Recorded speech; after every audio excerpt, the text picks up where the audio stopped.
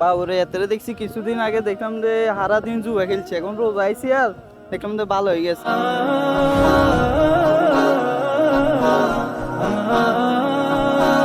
বাউরে মেয়েরে জীবনে মসজিদের দ্বারে কাছে দিয়ে দেখিনি, অন্তত এর হুজুর হয়ে গেছে।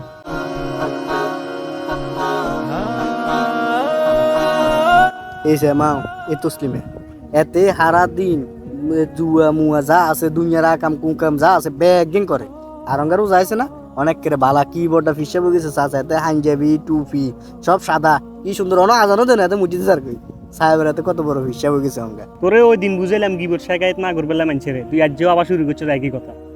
রমজান মাস হচ্ছে পরিবর্তনের মাস। আল্লাহ তাআলা রমজান মাসকে দিছে আমাদের পরিবর্তনের জন্য, আর এই রমজান মাসে পরিবর্তন হতেই পারে, এটাই স্বাভাবিক।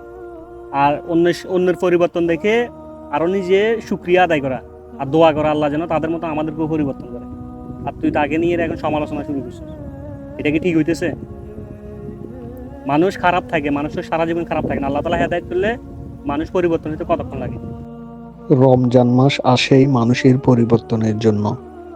রমজান মাসে কারো পরিবর্তন দেখে উপহাস না করে আল্লাহর কাছে দোয়া করুন যেন আল্লাহ তাআলা আমাদের সবাইকে হেদায়েত ও পরিবর্তন দান করে। আমিন।